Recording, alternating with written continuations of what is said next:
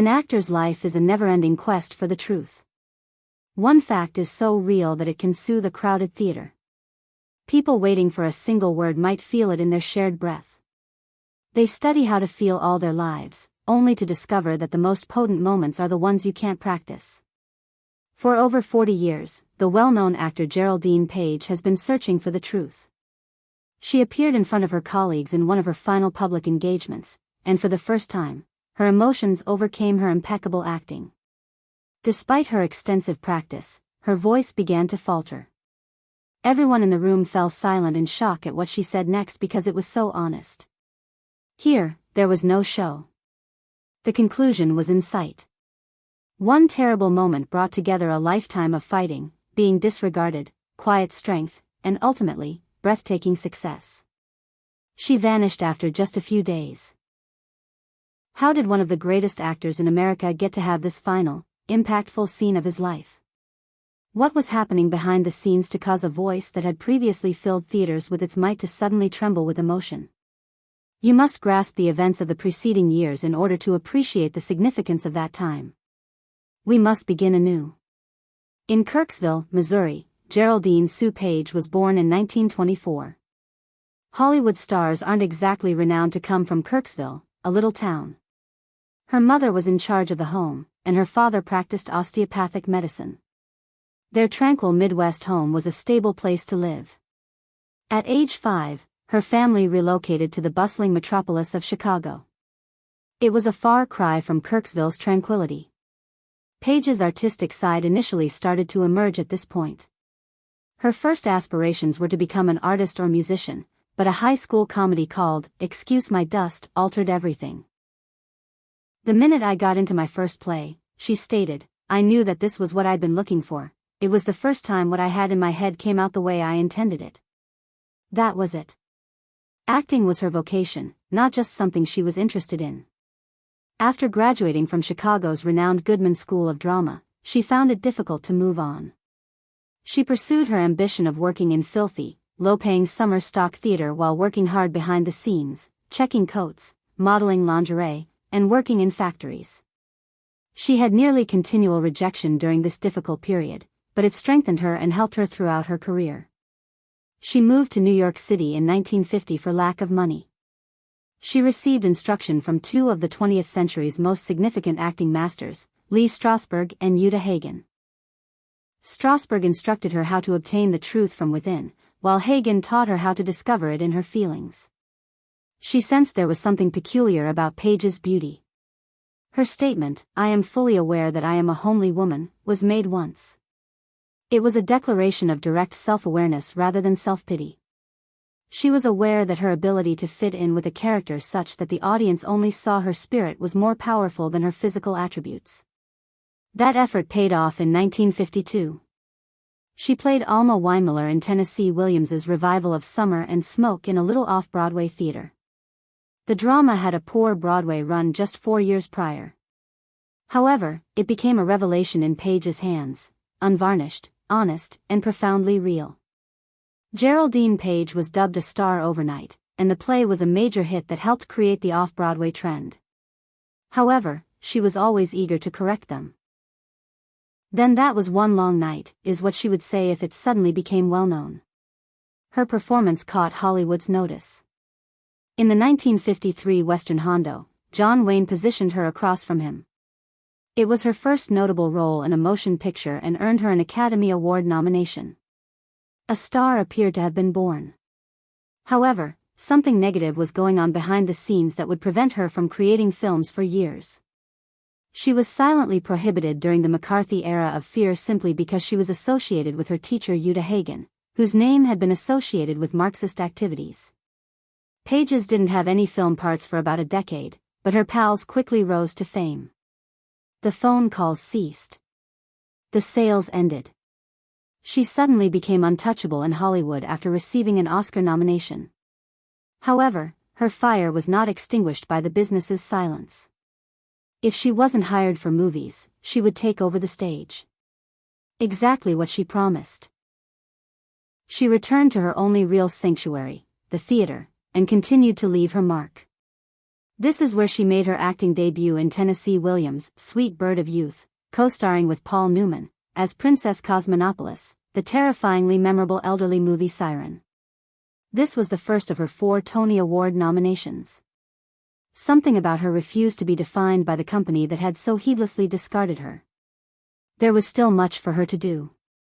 In fact, the most challenging aspect of her profession was simply getting started.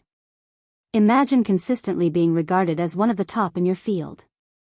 Imagine learning that your work has won the world's greatest honor. Imagine that occurring 7 times. You watch someone else approach the stage and take the prize 7 times. For Geraldine Page, it was this unique and grating reality. She made 7 unsuccessful attempts to win an Academy Award between 1953 and 1984. This is among the most outstanding records in the award's history. It started in 1953 with Hondo. Sweet Bird of Youth was released the following year, and Summer and Smoke was made into a film in 1961. Despite being nominated, no victory was achieved. You're a Big Boy Now was released in 1966, followed by Pete and Tilly in 1972, Woody Allen's Interiors in 1978, and The Pope of Greenwich Village in 1984. The story grew with each nod. She was becoming well known as Hollywood's biggest loser, not just a fantastic actor. The record for the most nominations without a victory was held by her.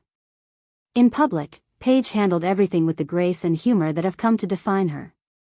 But beyond the chuckles, there was hurt from the frequent snubs. A gold figure wasn't all that it was.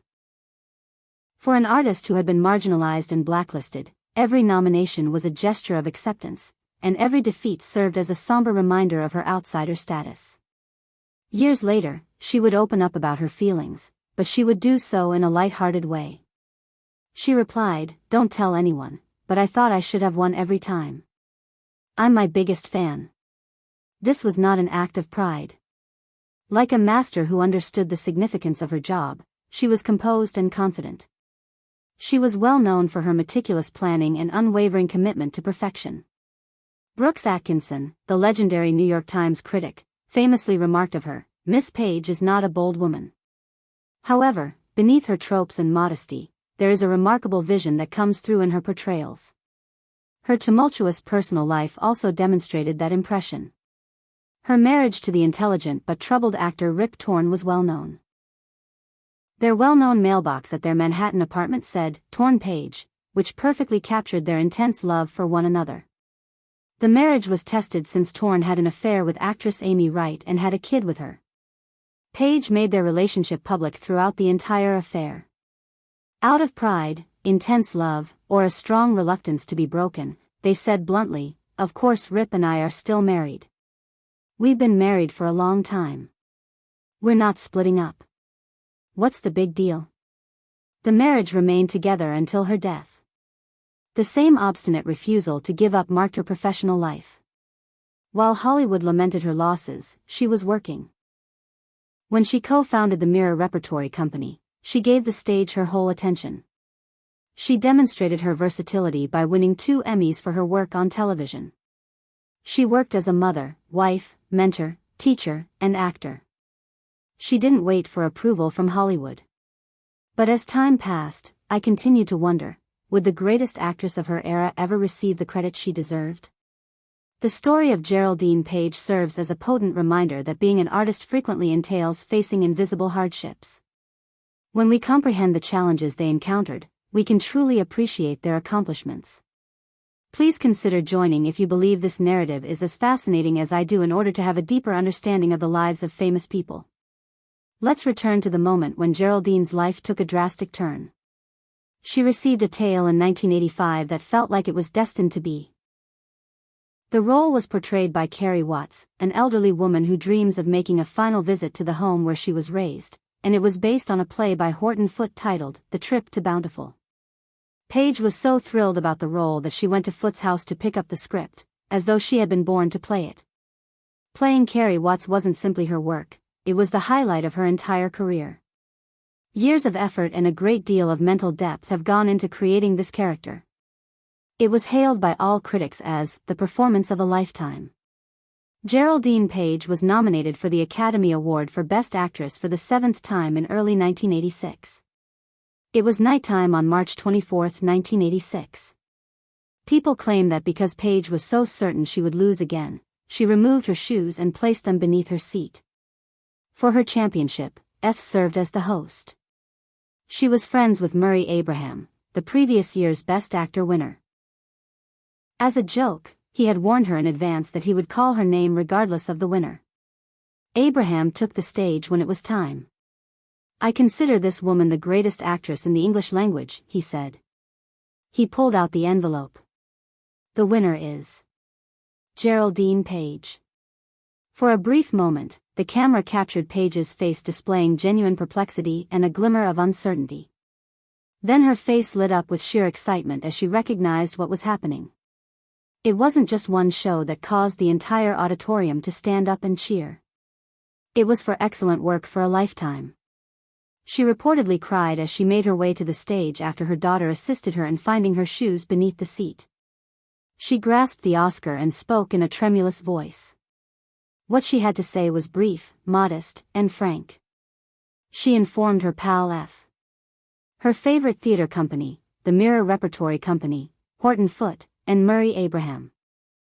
She commended the work, saying, "I'm so glad that the members of the Academy responded to Carrie What's the Way I Did." She expressed her hope that she had won, because they thought I did the best job, rather than because they felt sorry for her, to reporters backstage. The golden figure she had been pursuing for so long was in her grasp. The victory was a break in a cultural event for everyone who had followed her career. At last, she had reached the summit of the mountain. However, things occurred during odd and frequently depressing periods in life. Unaware of it, Geraldine Page was starting the final act of her own incredible tale after this incredible, long-awaited high. In the spring of 1987, she returned home on a Broadway stage after winning an Oscar just over a year earlier. She played Madame Arcati, a weird spirit in a new production of Blythe's Spirit by Noel Coward. She received her fourth and last Tony Award nomination for the comic masterpiece. She was finally accepted by the business community that had previously rejected her. She was now the queen and no longer the loser. However, she was discreetly struggling with kidney disease behind the scenes. She brought ferocious fire to the stage every night, though, and never let it show. On June 7, 1987, she was nominated for a Tony Award, but she lost. This time it was different, even though it must have felt like home. There was nothing left for her to prove. In the days that followed, something occurred that has since faded into the background of theater history. The precise location has been lost to time. It might have been a conversation with her students or a small cast gathering, but the tales that have been passed down tell of something incredible. Her voice, which she had controlled for decades, began to sound weak as she spoke. It started to tremble due to all the emotions that had accumulated over the years, not because it was weak. The trembling came from a woman who had endured professional agony, waged silent wars, and waited for her moment for 33 years. Now she might be experiencing the consequences of all that. There was silence in the room. Everyone leaned in. Madame Arcati wasn't present. Geraldine Page was wearing nothing at all. Her meaning has endured despite the loss of what she said. The tale goes that as she spoke in her trembling voice, everyone in the room fell silent. The stillness was filled with wonder and a profound sense of connection, the kind that arises when someone speaks the truth. A reality about life, art, perseverance, and the price you pay to dedicate your entire life to a dream. They witnessed the immense strength she possessed to persevere and the immense passion that fueled each iconic performance. Shortly afterward, on Saturday, June 13, 1987, Geraldine Page skipped the afternoon performance of Blythe's Spirit. After all, it had been a while since she had missed a performance. Her son discovered that she had passed away from a heart attack when he visited her Manhattan apartment to see how she was doing. Her age was 62. Everyone in the theater industry was devastated and horrified by the news. It was the final bow for the woman who had lived her entire life on stage. On June 18, 1987, her burial was attended by a large crowd at the Neil Simon Theatre. On the Blythe's Spirit set, her husband, Rip Torn, informed the audience, "She has not gone away. She is still with us and we are still lovers to the end." Her son, Anthony, spoke about the day his mother passed away. Together, they strolled to the theater. She responded, "Oh, no," as he mentioned how awful the weather was. "It's so atmospheric." That one sentence captured her essence perfectly. Everything was art to her. It goes beyond the roles she performed in or the honors she received, and didn't receive. The profound, silent hush of a room where she stated her truth will never be forgotten, nor will the standing ovation that took 33 years to develop. The life of Geraldine Page is a compelling example of perseverance in the face of adversity. Actress Ann Jackson once remarked of her friend Geraldine Page, "She used a stage like no one else I'd ever seen. It was like playing tennis with someone who had 26 arms." One may argue that her death was the ideal way to end her life because it occurred right as she was receiving the recognition she so richly earned. At last, she had expressed what she needed to. She exited the stage as the applause continued. She had completed her task. We appreciate you taking the time to read about Geraldine Page's incredible life. To help preserve her memory, kindly like and share this video if it touched you. Remember to subscribe for other stories on well-known individuals who have influenced our culture. Tell us about another well-known artist you would like us to check out in the comments below. Till the next occasion.